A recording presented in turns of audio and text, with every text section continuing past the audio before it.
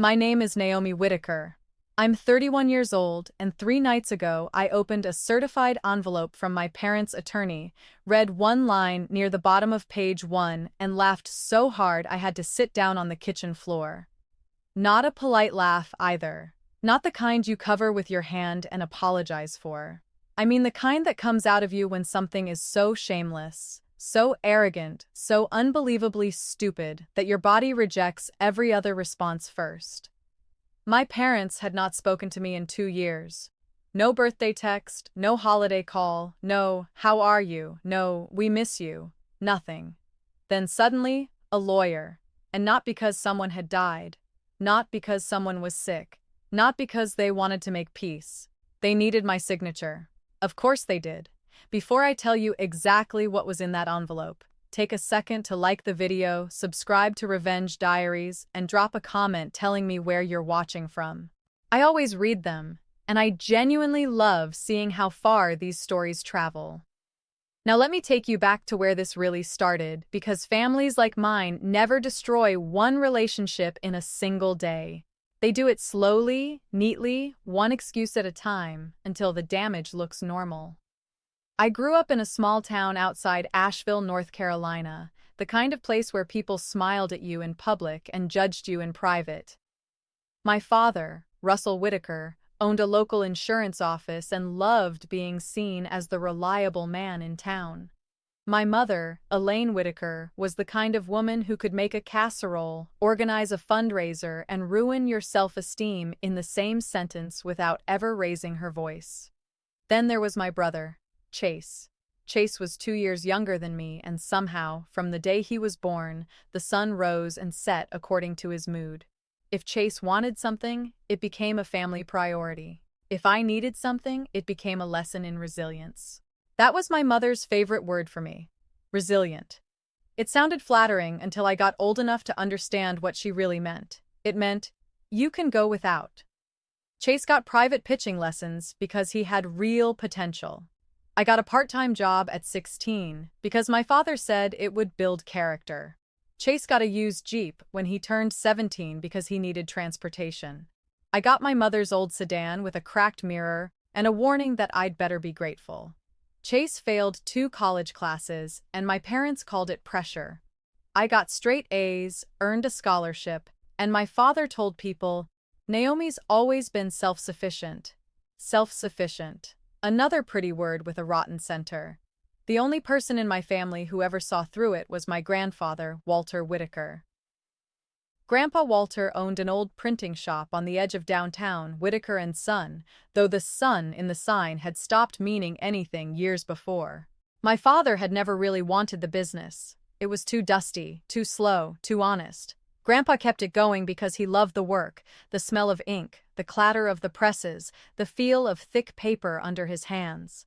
When I was little, he used to sit me on a stool behind the counter and teach me how to line up a page, how to check for mistakes, how one wrong word in a contract could cost somebody everything. Read every line, he used to tell me, tapping the paper with one bent finger. Especially when the person handing it to you is smiling. That sentence would come back to me years later, like it had been waiting. I spent half my childhood in that print shop. After school, weekends, summers, Grandpa paid me in grilled cheese sandwiches, cream soda, and the kind of steady attention kids remember for life. He listened when I talked. He noticed when I went quiet. He never once called me dramatic, difficult, selfish, or too sensitive. He just treated me like I mattered. My parents treated me like I was useful. When I was 24, I finished my degree and moved to Raleigh. Not law school, nothing glamorous. I became a contracts coordinator for a commercial development company, then later a compliance analyst. Which is a boring way of saying people paid me to read documents carefully and notice what other people missed. I liked the work. It was quiet, precise, and it rewarded the one skill my family had spent years sharpening in me, without realizing it, paying attention. That same year, Chase announced he was opening a craft cocktail bar with 2 friends from college. My parents nearly fainted with pride. They borrowed against their savings to help him. My mother called it investing in his future. My father called it believing in family. I called it exactly what it was, another rescue mission for the child they refused to let fail. When I met Owen Hale, I was 27. He was a residential contractor with calm eyes, rough hands, and the habit of listening all the way through before he answered. He didn't talk big, he didn't perform, he just showed up, did what he said he would do, and made me feel peaceful in a way I didn't yet know I was starving for. My parents hated that immediately, not openly at first. My mother was too polished for that. She'd smile over dinner and say things like, "He seems nice," in a tone that made nice sound like a medical limitation. My father asked Owen twice in one evening if he had long-term advancement potential, which is banker language for, "I don't think you're good enough for my daughter, even though I've never actually been good enough for her myself." Owen stayed respectful. I stayed quiet. That was still my pattern back then. Endure. Excuse. Minimize. Then came the dinner that ended everything. It was a Sunday in December, cold enough to turn the windows silver. My parents had invited us over because Chase was going through a rough patch, which turned out to mean his bar was bleeding money, one of his partners had walked, and the landlord was threatening legal action over unpaid rent. Halfway through dessert, my father put down his fork and looked at me. "Your brother needs help," he said. I knew immediately where this was going. He wanted $40,000. Not because I had it sitting around untouched. Owen and I had been saving for a down payment. We'd spent 3 years building that account, one careful deposit at a time. But in my parents' minds, my money had never really been mine. It was just unused family inventory waiting to be redirected toward Chase. I said no. Not loudly, not emotionally, just no. My mother leaned back in her chair like I'd slapped her. Chase looked down, playing wounded. My father's expression changed in a way I knew too well. That flat, disappointed calm he used when he wanted the room on his side. "After everything this family has done for you," he said, "I didn't think you'd turn out this cold." I remember staring at him and thinking, everything? What exactly had they done for me besides train me not to expect fairness? Then my mother said the sentence that broke whatever was left. "She's changed since Owen came along," she said softly. "He's filled her head with ideas." Owen set his napkin down, very calm, very steady. "No," he said. "What changed is she finally said no out loud." Silence. Chase stood up so hard his chair dragged across the hardwood. My father started in on Owen. My mother started crying, and suddenly the whole night became a performance where I was the ungrateful daughter. Owen was the controlling outsider, and poor Chase was just trying to survive. We left before coffee. That was the last time I saw my parents. The smear campaign started within a week. According to relatives, I was unstable. Owen was manipulative. I was isolating myself. I was holding grudges. I needed help. Funny how the people who treat you badly always become concerned about your mental state the second you stop cooperating. So I stopped explaining. I stopped calling. I stopped showing up to rooms where my pain would be translated into disrespect and passed around like gossip.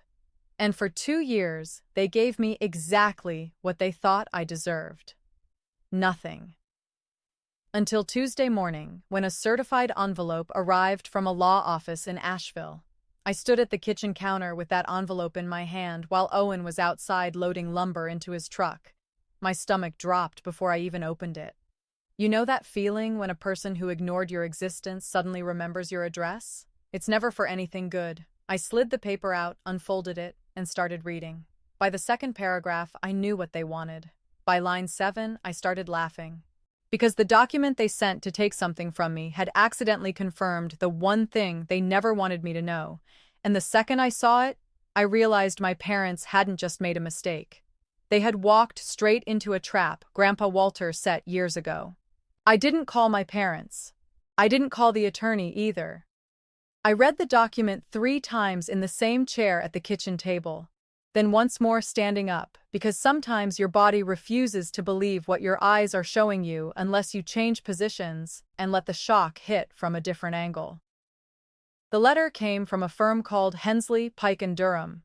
Heavy paper, expensive letterhead, the kind of formatting designed to intimidate people before they even get to the first demand. It stated that my parents were moving to liquidate certain legacy assets connected to the Whitaker family, and that, as a courtesy, I was being given one final opportunity to sign a waiver renouncing any present or future beneficial interest in Whitaker and Son Printing, including the building, the equipment, and associated commercial rights. That was the first thing that made me pause, because Grandpa Walter had never left that shop to my father, at least not officially. After he died, my father just took over the keys, the accounts, the lockbox, the whole story. And nobody pushed back because grief makes people passive, and confidence looks a lot like legal authority when it's wearing a pressed shirt. But then I hit the sentence near the bottom of page 1, the one that made me laugh. The waiver said I was being asked to disclaim any beneficial interest arising from the March 2018 transfer instrument and accompanying private family trust schedule. March 2018 transfer instrument, private family trust schedule. I said those words out loud to the empty kitchen and then started laughing so hard I had to put one hand on the counter to steady myself. Because my parents had spent 2 years pretending I was paranoid, unstable, dramatic, bitter, difficult, disconnected from reality, and their own lawyer had just confirmed in writing that there had been a trust transfer in 2018. A trust transfer nobody had ever told me about. A trust transfer involving Grandpa Walter's print shop. A trust transfer that, if I knew Grandpa Walter at all, absolutely did not exist for my father's convenience. Owen came in 2 minutes later and found me on the floor against the cabinet, still holding the papers. He shut the door behind him, looked at my face, and said, "Bad news?" "Possibly the funniest news I've had in years." That got his attention. He took the pages from me, read in silence, then looked up slowly. "They mentioned the trust in the waiver?" "Line 7. He read it again. Then that little half-smile appeared, the one he gets when somebody else has confidently built something crooked and doesn't yet know he can already see the crack in the wall. "They buried the wrong sentence," he said. "They buried the whole body." He sat across from me, spread the pages flat, and I watched the exact same thought form behind his eyes that had formed behind mine. Grandpa Walter had done something quietly, something legal, something my parents either didn't understand or were hoping I'd never look into, and they had just handed me the thread. I got up, went straight to the hallway closet, and pulled down the old metal document box I hadn't opened in over a year. It held the kind of papers people keep because they don't know whether they matter yet. Tax files, closing statements, insurance records, Grandpa Walter's condolence cards tied in a ribbon I'd never thrown away. At the bottom was a manila envelope with his handwriting across the front. "For Naomi," read carefully. My hands went cold. I had seen that envelope before, right after the funeral. My father had been barking instructions. My mother had been sorting dishes no one had asked her to sort. Chase was outside pretending to help movers carry boxes, and I had found the envelope tucked into Grandpa Walter's desk drawer under a ledger book. I'd started to open it back then, but my father walked in and snapped, "We're not picking through papers right now." So I put it in my bag and forgot about it. Or maybe I didn't forget. Maybe I just wasn't ready to know whether one person in that family had really seen what was happening. I slid it open with a butter knife. Inside were 3 documents and 1 folded note. The first was a copy of a trust certificate. The second was a property transfer summary for the commercial building that housed Whitaker and Son. The third was a schedule of beneficiaries. I didn't breathe while I read them. The building, business name, equipment, accounts, and all associated operational rights had been transferred into a private trust in March 2018. The trustee was a woman named Margaret Bell, a business attorney in Asheville. The primary lifetime beneficiary was Naomi Whitaker, not Russell Whitaker, not Elaine Whitaker, not Chase Whitaker. Me. I sat down so fast the chair legs scraped the floor. Owen took the schedule from my hand and read it once, then again more slowly. "Well," he said quietly, "that explains the waiver." I unfolded the note last. Naomi, if you are reading this, then one of two things has happened. Either I am gone, or someone has finally gotten greedy enough to force your hand. If it's the second one, don't be afraid of what you find. I put the shop where it belonged. Your father confuses possession with ownership, and your mother confuses loyalty with obedience. You were the only one who ever loved the work itself. You listened, you learned, you paid attention. That matters. Do not sign anything until Margaret Bell reviews it. Love, Grandpa Walter. I cried then. Not dramatically, not loudly. Just a quiet, wrecked kind of crying that comes from being recognized too late and still somehow in time. Owen didn't say anything at first. He just came around the table, put one hand on the back of my neck, and let me have that moment without trying to manage it. After a while, I wiped my face and said, "He knew." "Yeah," Owen said. "He did." The thing about grief is that it changes shape when new information arrives. For years, I had missed Grandpa Walter with a sad, dull ache. That evening, it changed into something sharper and stranger. Gratitude, heartbreak, fury, relief, all of it at once. He had known exactly who my parents were, exactly what they would do if left unrestrained. And instead of arguing with them, instead of trying to shame them into being better people, he had done something smarter.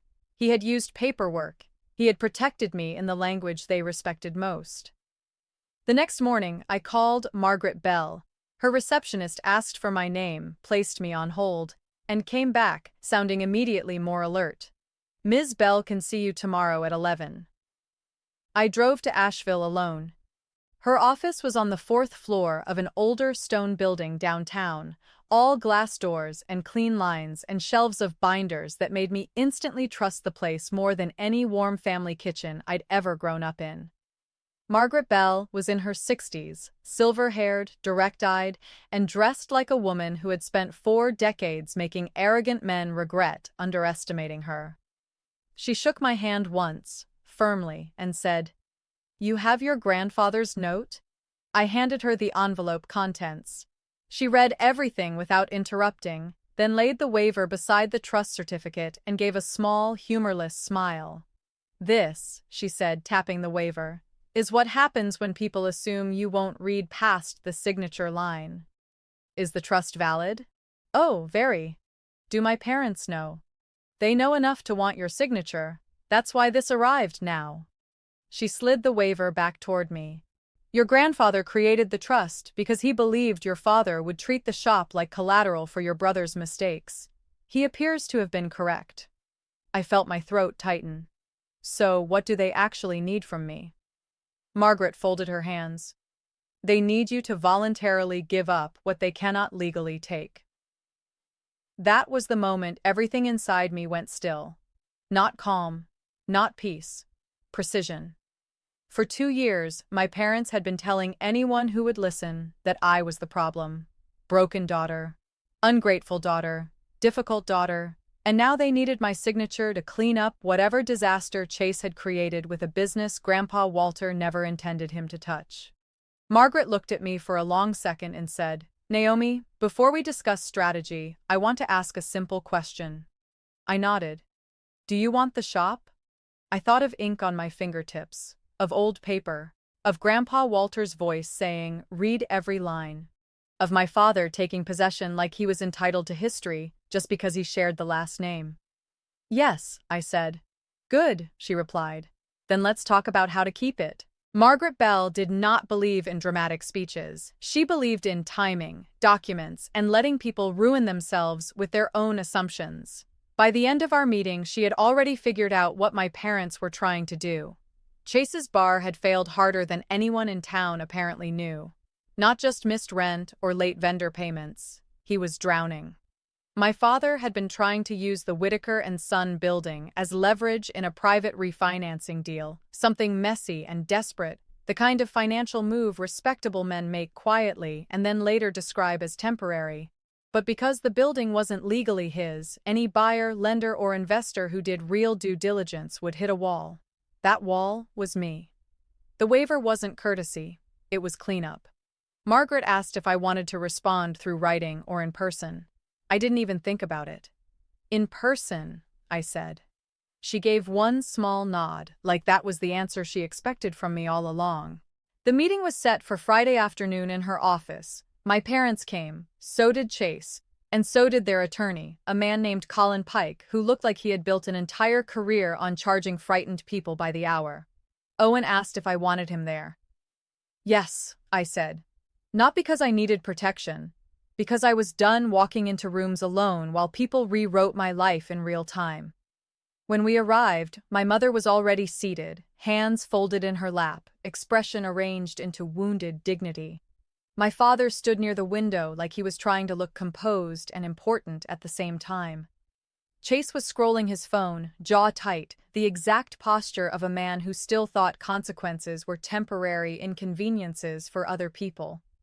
They all looked up when I walked in, and the first thing I noticed was this. Not one of them looked happy to see me. Relieved, maybe. Tense, definitely. Hopeful that I could still be manipulated, absolutely. But happy? No. That told me everything. Naomi, my mother said, soft and pained, like we were meeting under tragic circumstances neither of us understood. You look thin. I almost laughed. 2 years of silence, and that was her opening line. Margaret entered a second later carrying a folder thick enough to end fantasies. She sat at the head of the table and got straight to it. Let's be efficient, she said. Ms. Whitaker has received the waiver your office sent. She has reviewed it. She will not be signing it. Colin Pike cleared his throat.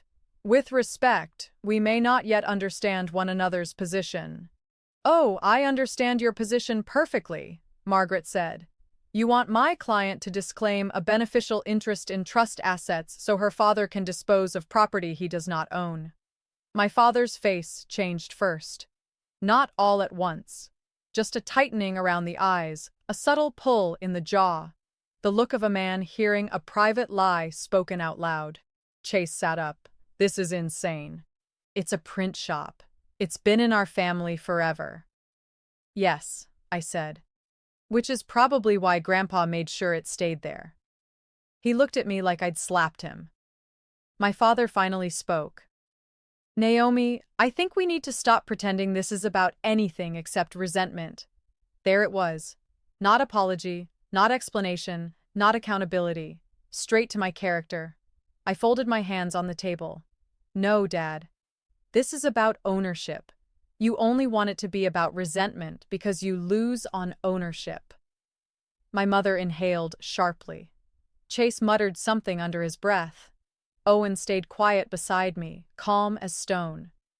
Colin Pike adjusted his glasses. Perhaps it would help if we clarified the trust structure. Margaret slid copies across the table. Trust certificate, building transfer, beneficiary schedule, operating control clause. My father reached for the papers first. Chase leaned in over his shoulder. My mother just stared at the top page like the words might rearrange themselves into something she preferred. Then came the part Grandpa Walter must have smiled to himself over when he set this all up. Margaret tapped the last document. In addition to naming Naomi Whitaker as primary lifetime beneficiary, Walter Whitaker also included a transfer protection clause.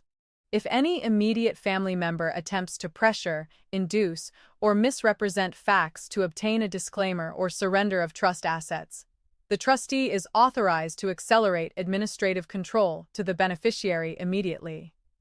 Colin Pike looked up. Immediately?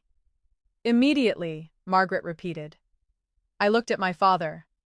So, thank you, I said. Because until your waiver showed up, I only had beneficial interest. As of this morning, I also have full administrative control. The silence in that room was beautiful. Not loud, not cinematic, just total. My brother broke first. This is unbelievable. You don't even know how to run that place. I turned to him. No, Chase. You don't know how to run anything you didn't get rescued into. That landed. Hard. His mouth opened. Closed. Opened again. No words came out. My mother looked at Owen like she still needed this to be his fault. Are you happy now? Is this what you wanted? To turn her against her family? Owen didn't raise his voice. She turned toward herself, he said. You only noticed because she stopped kneeling. My father shoved the documents away from him. You're going to destroy this family over a building? I held his gaze. No, you already did that. Over a son you refused to let fail. That was the first honest thing said in the room all afternoon, and everybody knew it. My father's shoulders dropped, just a fraction, but I saw it. For a second, I didn't see the controlled businessman or the offended father. I saw a tired man who had built his whole identity around managing appearances, and now the math had come due in a room full of witnesses. He looked at me and said quietly, "What do you want? Not what do you need? Not how do we fix this? What do you want?" For years, I would have answered that question wrong. I would have said peace, or fairness, or one real apology, something soft enough for them to survive hearing. This time, I told the truth. I want the lie to end. No one moved. I stood, slid my copy of the waiver back across the table, and smiled. You called it a final waiver, I said. So let me give you my final answer. I pushed the unsigned paper toward my father. No. That should have been enough. But after 2 years of silence and a lifetime of being edited down, I wasn't leaving anything unsaid. The shop stays in the trust. I'm keeping it. Owen and I are restoring it. I'm reopening the front studio as a working letterpress and design space, and I'll lease the back inventory room to a local stationery printer Margaret already connected me with this morning. So no, Dad, you can't borrow against it. You can't sell it. And Chase doesn't get to sink one more family asset just because nobody taught him the word enough. Chase stood up so fast his chair hit the wall. You think you've won? I looked at him, calm. No, I think Grandpa did. And that was the real answer. Because this wasn't revenge in the loud, flashy way people expect. There was no screaming match in a driveway, no dramatic slap, no last-minute public humiliation with a crowd watching. It was quieter than that. It was a man who had watched his family long enough to understand exactly where the danger was, and then protected the one person no one else bothered to protect. 3 months later, the shop smelled like ink again. Owen rebuilt the shelving. I restored Grandpa Walter's old front counter. We framed one of his original print proofs and hung it behind the register. I hired 2 art students from Asheville part-time. On Thursdays, we printed custom wedding stationery. On weekends, we ran beginner letterpress workshops. The old sign out front still said Whitaker and Son. I kept it. But underneath, in smaller gold letters, I added one new line. Established by Walter Whitaker. Preserved with care. My mother texted once, I hope you're happy. I looked around the shop when I read it. Sun on the floorboards, press humming, ink under my nails, Owen laughing in the back over a crooked stack of paper. Then I locked my phone and went back to work. So yes, I was. If this story hit home, subscribe to Revenge Diaries, like the video, and tell me in the comments where you're watching from. Some betrayals break you. Some finally show you what was always yours.